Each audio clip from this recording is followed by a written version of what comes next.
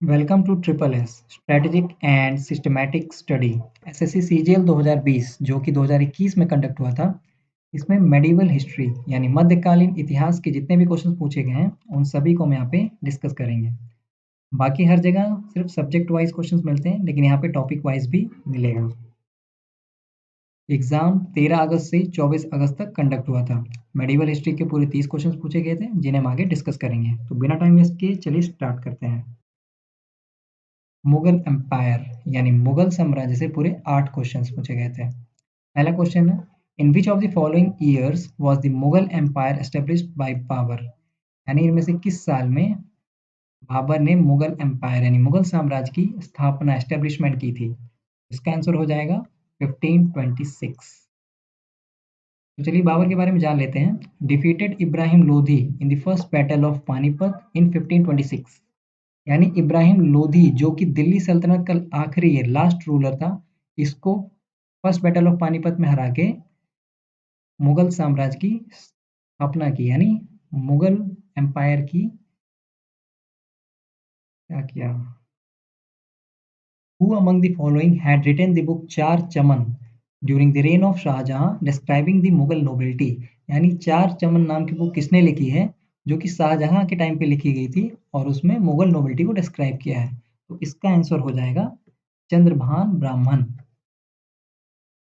तो ये मुगल लिटरेचर्स का मैंने पूरा कंपाइल किया हुआ है। इसमें जो पहले चार हैं ये बहुत ही इंपॉर्टेंट हैं, बार बार घुमा घुमा के पीछे पूछे जाते हैं, लेकिन आपको बाकी सारे भी याद करने हैं क्योंकि क्वेश्चन हमेशा रिपीटेड नहीं आते हैं। और मुगल टाइम के जो लिटरेचर हैं सिर्फ यही एक क्वेश्चन नहीं पूछा गया, आगे और भी क्वेश्चन पूछे गए हैं। तो चलिए आगे भी क्वेश्चन देख लेते हैं। ये हिंदी में कंपाइल किया हुआ है। Which Mughal prince translated the Upanishad into Persian in 1657, यानी कौन से मुगल प्रिंस ने उपनिषद को पर्शियन यानी फारसी लैंग्वेज में ट्रांसलेट किया। तो इसका आंसर हो जाएगा दारा शिकोह। मुगल लिटरेचर को हम पहले यहाँ कंपाइल कर ही चुके हैं, डिस्कस कर चुके हैं। अगला क्वेश्चन है, who is the author of the book तारीख दिलकुशा। तो इसका आंसर हो जाएगा भीमसेन।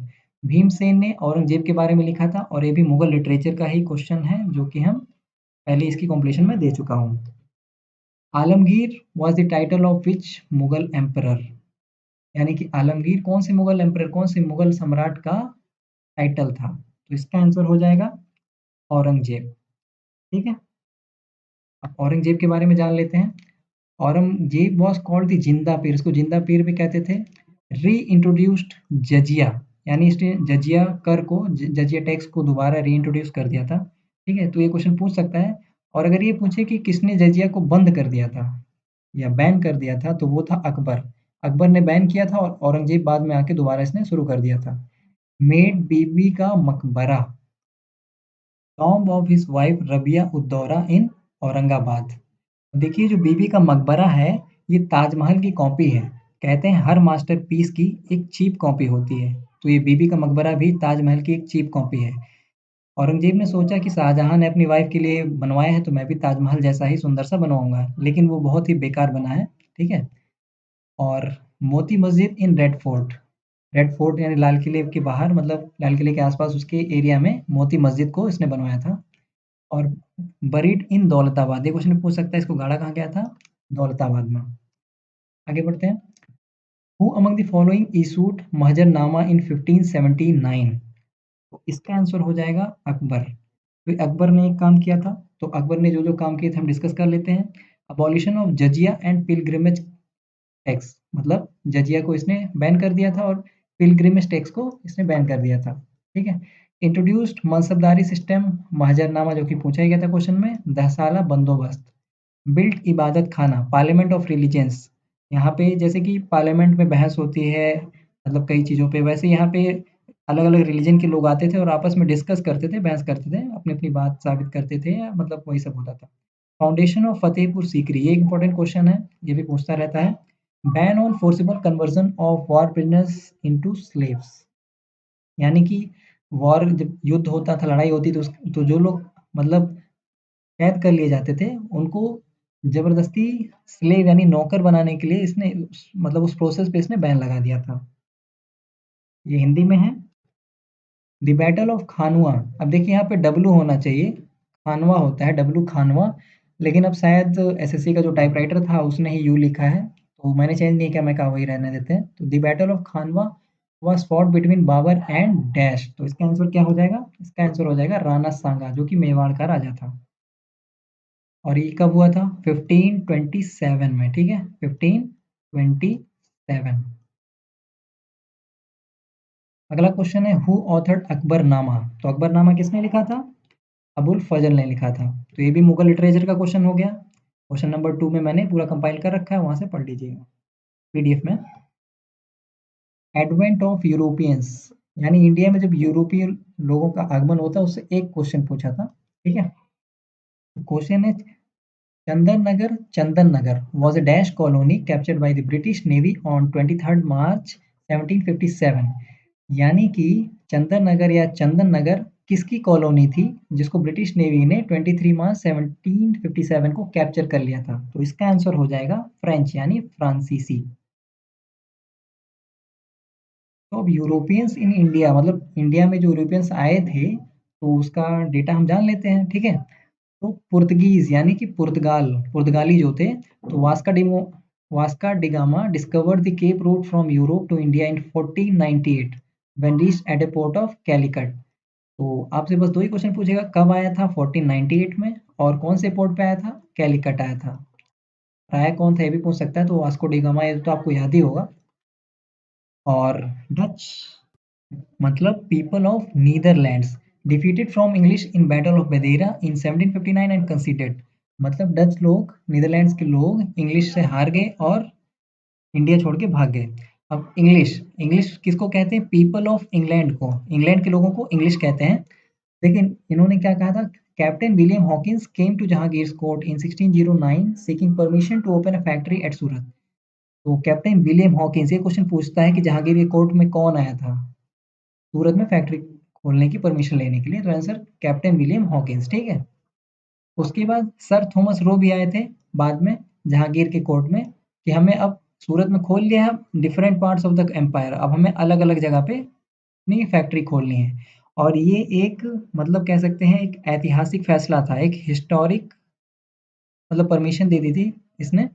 अगर ये नहीं दिया होता तो शायद अंग्रेज हमारे भारत पे राज नहीं कर पाते। तो मतलब क्या होता, अच्छा होता बुरा होता वो तो पता नहीं, ठीक है, बट ये एक हिस्टोरिक फैसला था, ठीक है।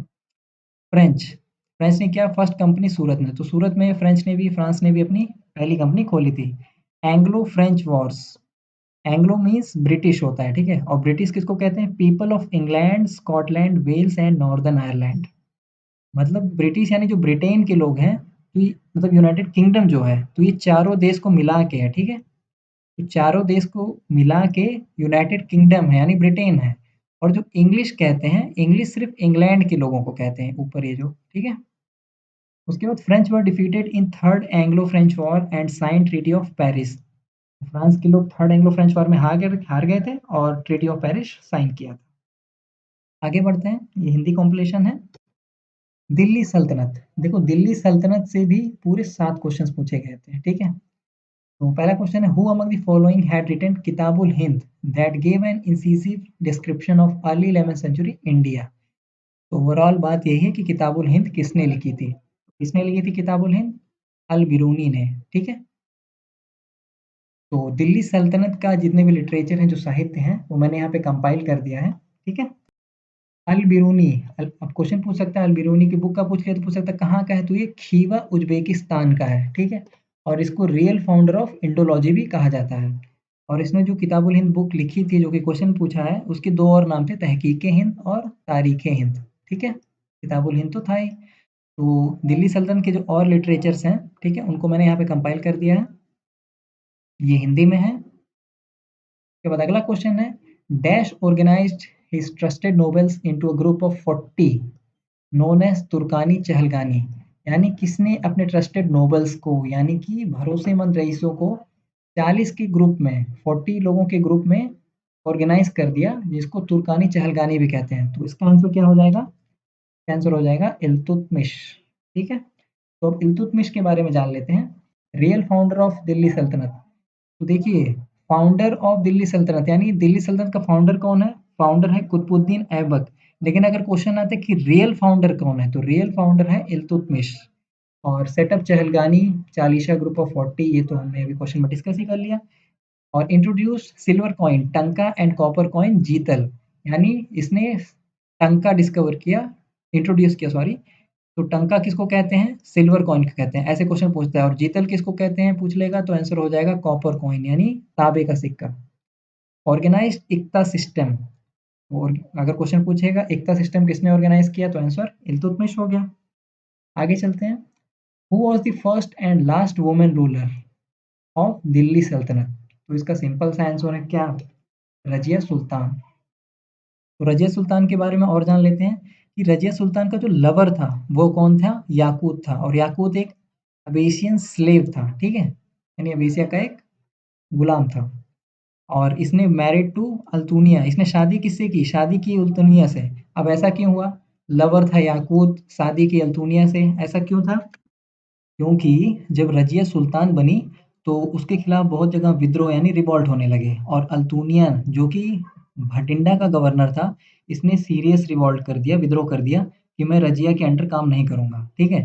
तो रजिया सुल्तान क्या है, याकूत के साथ अल्तुनिया, मतलब अल्तुनिया की तरफ यानी भटिंडा की तरफ मार्च कर गई। तो उल्टा अल्तुनिया ने याकूत को मार डाला और रजिया सुल्तान को कैप्चर कर लिया, उसको बंदी बना लिया और इसको ऑफर दिया कि मेरे से शादी कर लो।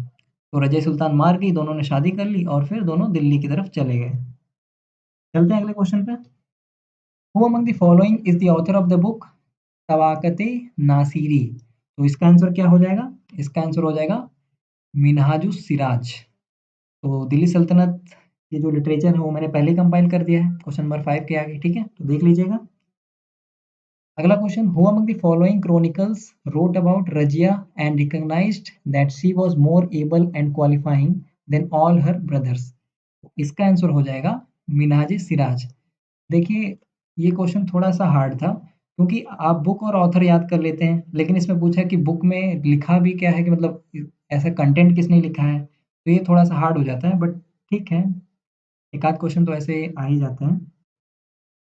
विच sultan established a separate department Diwan-e Amir Kohi to take care of agriculture? तो इस मतलब किसने एक अलग डिपार्टमेंट बना दिया अमीर दीवाने अमीर कोही एग्रीकल्चर की ध्यान रखने के लिए? तो इसका आंसर क्या हो जाएगा? मोहम्मद बिन तुगलक। तो देखिए, हुआ ये था कि मोहम्मद बिन तुगलक जो था, इसे एक समझदार बेवकूफ़ कहा जाता है। यानी ये समझदार तो बहुत था, लेकिन ये प्रैक्टिकल नहीं था। मतलब इसने के 5 एम्बिशियस प्रोजेक्ट्स थे, जो थे तो बहुत अच्छे, लेकिन इसने सही से अप्लाई नहीं किया उसको। तो इसके 5 प्रोजेक्ट थे, जो कि पाँचों के पाँचों फेल हो गए थे, ठीक है? और क्यों हुए थे, चलिए इसको डिस्कस कर लेते हैं। पहला था taxation in Doab, increased rate of taxation which were fixed, यानी दोआब में इसने टैक्स का रेट बढ़ा दिया, ठीक है, टैक्स का रेट बढ़ा दिया और फिक्स कर दिया। Not based on actual produce, यानी जो टैक्स बढ़ाया वो एक्चुअल प्रोड्यूस पे बेस्ड नहीं था, यानी कि फसल ज़्यादा हो या कम हो, आपको टैक्स उतना ही देना पड़ेगा। अब बताओ लोग कैसे देंगे? अगर कभी सूखा पड़ गया है, फसल हुई ही नहीं है, तो लोग टैक्स कैसे देंगे बताइए? तो इसको फेल तो होना ही था। तो he created new department of agriculture called दीवाने कोही या दीवाने अमीर कोही। तो इसके लिए इसने एक एग्रीकल्चर का नया डिपार्टमेंट ही बना दिया था, जिसको दीवाने कोही या दीवाने अमीर कोही कहते हैं। दूसरा था transfer of capital from Delhi to Devagiri या दौलताबाद। हुआ ये कि दिल्ली में रह के, मतलब दिल्ली इसका कैपिटल था, राजधानी था, तो दिल्ली में रह के इसको साउथ इंडिया में कंट्रोल करना मुश्किल हो रहा था। तो इसने सोचा कि दौलताबाद चलते हैं या देवगिरी में, मतलब चलते हैं वहाँ पे, चल के मतलब साउथ इंडिया अच्छे से कंट्रोल हो जाएगा।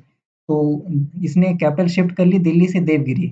लेकिन जब वहाँ पे गया तो अब जैसे दिल्ली से दौलता मतलब साउथ इंडिया कंट्रोल करना मुश्किल हो रहा था, दौलताबाद में रह के नॉर्थ इंडिया कंट्रोल करना मुश्किल हो गया।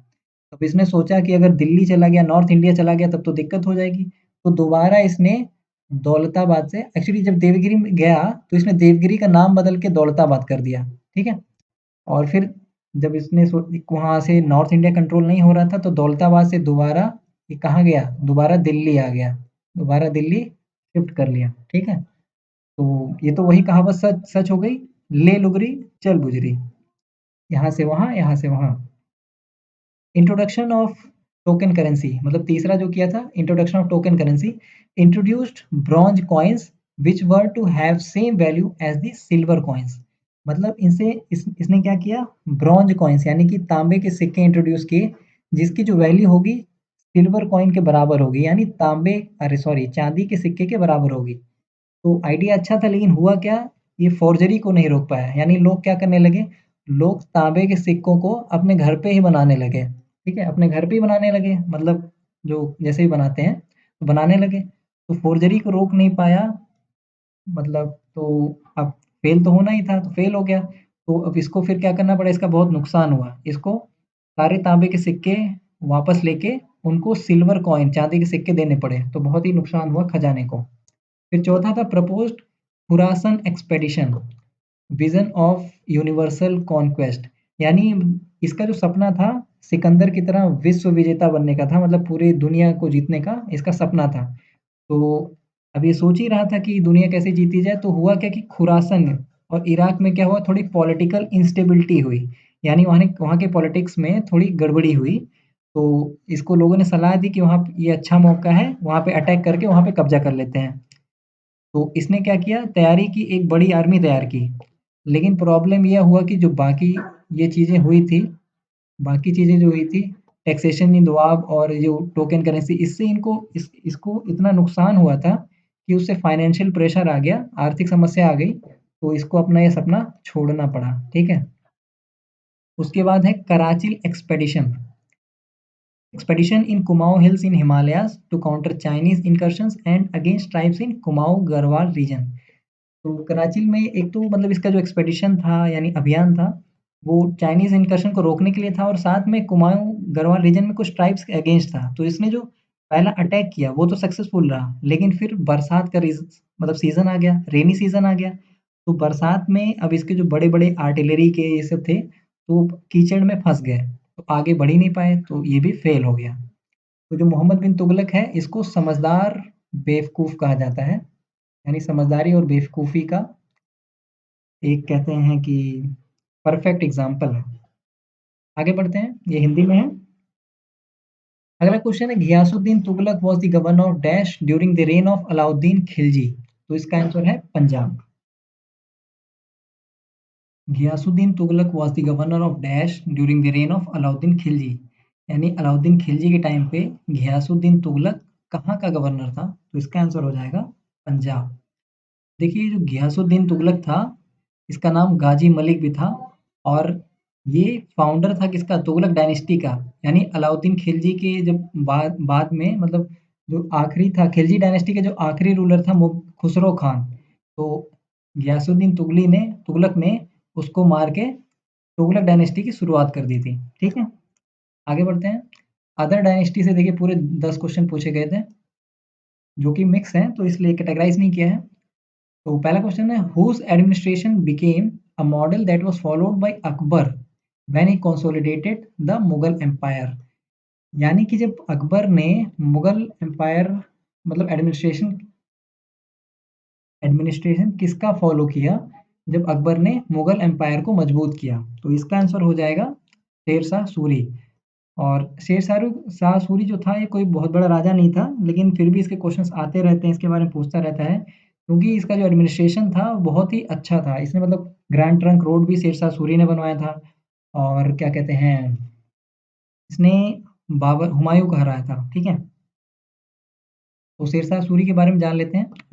Defeated Humayun in the battle of Chausa in 1539, और इसको हराने के बाद इसने शेरशाह का टाइटल ले लिया था। और बैटल ऑफ कन्नौज, कन्नौज के युद्ध में भी 1540 में इसने हुमायूं को दोबारा हराया था। और ट्रंक रोड तो बनवाया ही था, साथ में पुराना किला बनवाया था जो कि दिल्ली में है। और बरीड इन सासाराम, ये कहाँ पे बरीड किया गया था, कहाँ पे दफन किया गया था, तो ये क्वेश्चन जो है ये CHSL 2019 में पूछा जा चुका है। आगे बढ़ते हैं। द डैश सल्तनत was ruled by the Sharki dynasty. तो शर्की डायनेस्टी पर मतलब इनका जो रूल था कहाँ पे था, कौन सी सल्तनत में था, तो इसका आंसर हो जाएगा जौनपुर। ये थोड़ा डीप क्वेश्चन था, आपको बुक्स में नहीं मिलेगा, बट ठीक है, एक आध मतलब कुछ क्वेश्चन तो रहते ही हैं ऐसे। Who among the following establish the Rashtrakuta kingdom. तो राष्ट्रकूट किंगडम का कौन था संस्थापक, तो ये आंसर हो गया दंती दुर्ग। तो देखिए, ये जो गोपाल है, गोपाल कौन है? ये पाल एम्पायर के फाउंडर हैं, ठीक है? उसके बाद मिहिर भोज जो हैं, यानी भोज या मिहिर भोज, तो ये greatest ruler of Pratihara dynasty, ठीक? मतलब जो ऐसे छोटे-मोटे किंगडम्स हैं उनके उनको उनके बारे में मैंने बता दिया, तो ये क्वेश्चन भी पूछ सकता है। उसके बाद अगला क्वेश्चन है, मोहम्मद गोरी अटैक्ड तबरहिंडा, यानी कि भटिंडा का दूसरा नाम है भटिंडा, इन 1191 a strategic point for dash. तो इसका आंसर है पृथ्वीराज चौहान। तो देखिए, 1191 में इसने पहला अटैक किया था मोहम्मद गोरी ने, तो पृथ्वीराज चौहान जीत गए थे, और दूसरे में मोहम्मद गोरी जीत गया था, ठीक है? और डिसिसिवली, यानी कि अच्छे से जीत गया था, इसको अच्छे से हरा दिया था पृथ्वीराज चौहान को। 1990 मतलब 1192 में दूसरा अटैक किया था। तो यही 2 बैटल हैं, और ये एग्ज़ाम्स में पूछा भी जाता है। ये पहला वाला ज़्यादा पूछा जाता है। तो पहला तराइन का पहला युद्ध, यानी फर्स्ट बैटल ऑफ तराइन 1191 में पृथ्वीराज जीते थे। Second battle of Tarain 1192 Mohammad Ghori जीत गया था, जो कि डिसिसिवली, ठीक है? पृ Prithviraj Chauhan and Mohammad Ghori for the battle of dash. तो आंसर क्या हो जाएगा इसका? तराइन, ठीक है? Who among the following had invaded India in 712 AD? तो 712 एडी में किसने इन्वेड किया था इंडिया में? पहला आक्रमण कौन था, किसका था? मोहम्मद बिन कासिम, ठीक है? अब इसके बारे में देख लिए, एडिशनल फैक्ट्स जान लेते हैं। Mahmud of Ghazni 17 expeditions to India to enrich himself by taking away the wealth of from India, यानी इसने इंडिया पे 17 बार अटैक किया था, 17 अभियान चलाए थे इंडिया को लूटने के लिए, और सोमनाथ टेम्पल को भी इसने ही लूटा था। ये क्वेश्चन पूछ सकता है, पहले भी पूछा जा चुका है, दोबारा भी पूछेगा ये कभी ना कभी। Mohammad Ghori founder of Muslim rule in India, ये क्वेश्चन आपसे पूछ सकता है कि इंडिया में मुस्लिम रूल का फाउंडर कौन है? तो आंसर हो जाएगा मोहम्मद गोरी। आगे बढ़ते हैं। Yashovigraha Mahichandra and Chandradev were the first 3 rulers of dash dynasty. तो इसका आंसर क्या हो जाएगा? गहादवला। तो ये भी थोड़ा मतलब डीप क्वेश्चन है, जनरली बुक्स में नहीं मिलेगा आपको, बट अगेन वही कुछ क्वेश्चन तो रहते ही हैं ऐसे। Who founded the Vikramshila university and revived the Nalanda university. तो इसका आंसर क्या होगा? मतलब कि विक्रमशिला यूनिवर्सिटी को किसने बनवाया और फिर दोबारा और नालंदा यूनिवर्सिटी को रिवाइव किया, मतलब और अच्छे से रिवाइव किया उसको। तो इसका आंसर क्या हो जाएगा? धर्मपाल। तो धर्मपाल पाल डायनेस्टी के थे। तो अगली बार पूछ सकते हैं कि पाल डायनेस्टी का फाउंडर कौन है, यानी संस्थापक कौन है? तो आंसर गोपाल हो जाएगा। हालांकि ये CHSL 2019 में पहले भी पूछ चुका है। तो जान लेते हैं इसकी कैपिटल क्या है। तो जो पाल डायनेस्टी यानी गोपाल, इनकी जो कैपिटल थी वो थी मुद्दागिरी या मुंगेर, बिहार में स्थित था। अगला क्वेश्चन है, which of the following is a work on statecraft written by Krishnadeva Raya. इनमें से कौन सा ऐसा मतलब वर्क है या मतलब लेख है जो कृष्णदेव राय, जो कि तुलुक डायनेस्टी के थे, तो उन्होंने कौन सा लेख लिखा था? तो आंसर हो गया अमुक्ता मल्लेदा। तो कृष्णदेव राय एक इम्पोर्टेंट रूलर हैं, विजयनगर एम्पायर के, ज़्यादातर इन्हीं के बारे में पूछता है, ठीक है? तो जान लेते हैं, known as Andhra Bhoja and Andhra Pitamaha, इनको आंध्र भोज के नाम से भी जाना जाता है और आंध्र पितामह भी। और इन्होंने 2 बुक्स लिखी थी, अमुक्ता मल्लेदा जो कि पूछ चुका है, अगली बार पूछ सकता है जाम्बवती कल्याणम, हो सकता है अगली बार ये पूछ ले। और इनके दरबार में, इनके कोर्ट में अष्टदिग्गज थे, अष्टदिग्गज इन इस कोर्ट इंक्लूडिंग तेनाली रामकृष्ण। तेनाली रामकृष्ण की स्टोरी सुनी होंगी आपने, तो वो इनके ही दरबार में थे। बिल्ट विजय महल, इन्होंने विजय महल बनवाया था जो एग्जाम्स में पूछता है। बाकी इसके अलावा हजारा राम टेम्पल और विथल स्वामी टेम्पल भी बनवाया था। और जो कृष्णदेव राय थे ये बाबर के कंटेम्प्रेरी थे, यानी समकालीन थे, यानी कि जब बाबर था तो कृष्णदेव राय भी थे उस टाइम पे। ये हिंदी में है। अगला क्वेश्चन है, the Mysore palace was the residence of the dash, यानी जो मैसूर पैलेस था वो इनमें से इनका मतलब कौन सी डायनेस्टी का वो था, मतलब मैसूर पैलेस में कौन से डायनेस्टी के लोग रहते थे? तो इसका आंसर हो जाएगा वुडेयर्स। तो ये भी थोड़ा डीप क्वेश्चन है, ठीक है? उसके बाद मिसलेनियस क्वेश्चंस आ जाते हैं। देखिए, मिसलेनियस से 4 क्वेश्चंस पूछे गए थे, ठीक है? मतलब मिक्स क्वेश्चन है। तो the sun temple of Odisha sun temple of Odisha was built in the 12th century AD by which of the following emperors? यानी ओडिशा में जो सन टेम्पल है, सूर्य मंदिर है, वो किसने बनवाया था? इसका आंसर हो जाएगा नरसिम्हादेव फर्स्ट। ठीक है। अगला क्वेश्चन है, the story of Mayanamati and Gopichandra is a part of which of the following literary works? यानी ये मायनावती और गोपीचंद्र किसके लिटरेरी वर्क्स हैं? तो आंसर हो जाएगा नाथ लिटरेचर। और ये क्वेश्चन भी आपको बुक्स में नहीं मिलेगा जनरली, तो ये भी एक मतलब out of the box question कह सकते हैं। क्योंकि कुछ क्वेश्चन मतलब 4-5 क्वेश्चन, 3-4 क्वेश्चन मतलब रहते हैं। और मतलब सीजीएल इस एग्ज़ाम में सीजीएल 2020 में खासकर हिस्ट्री से कुछ out of the box question ज़्यादा पूछे गए थे। ठीक है? तो अगला क्वेश्चन है, पदावली कीर्तन refers to songs composed in the medieval period of West Bengal 15th to 17th century in praise of dash. इसका आंसर हो जाएगा विष्णु। ठीक है? ये भी था थोड़ा out of the box question. और which of the following is the meaning of पिस्ताक in the context of medieval Indo-Islamic architecture? तो दोस्तों इस यानी कि इस्लामिक इंडो इस्लामिक आर्किटेक्चर के हिसाब से पिस्ताक का मतलब क्या होता है? तो आंसर हो जाएगा टॉल गेटवे। तो ये जो दोस्तों ये लास्ट में जो कुछ क्वेश्चन थे ये आउट ऑफ द बॉक्स थे। तो हमेशा मतलब किसी ना किसी सब्जेक्ट में out of the box question पूछता ही है। तो इसका मतलब ये नहीं कि आप मतलब जो इम्पोर्टेंट चीज़ें हैं उनको पढ़ना छोड़ के बाकी दूसरी बुक्स मतलब उठा रहे हैं, बहुत ज़्यादा डिटेल में पढ़ रहे हैं, ऐसा पढ़ने की ज़रूरत नहीं है। ठीक है? तो देखिए हार्ड थोड़ा पूछा था तो कट ऑफ भी तो कम गया ना, सीजीएल 20 का कट ऑफ देखिए पिछली बार से बहुत कम गया है। ठीक है? तो आगे बढ़ते हैं। तो मतलब यहीं तक था। तो पीडीएफ आपको मिल जाएगी, उसका लिंक मैंने मतलब डिस्क्रिप्शन बॉक्स में दे दिया है। और अगर आप लिंक काम नहीं करता है, तो आप ये सर्च कर लीजिए triple S strategic systematic study, small letter में ही टाइप कर दीजिएगा, आपको मिल जाएगा और वहाँ से पीडीएफ डाउनलोड कर लीजिएगा। ठीक है? तो बाकी वीडियो को लाइक और शेयर कर दीजिएगा और सब्सक्राइब तो ज़रूर ही कर लीजिएगा और साथ में बेल आइकन पे सेट करके ऑल दबा लीजिएगा ताकि मैं कोई भी वीडियो डालूँ तो तुरंत आपको नोटिफ़िकेशन मिल जाए। चलिए मिलते हैं अगली वीडियो में, पढ़ते रहिए। Thank you, good bye.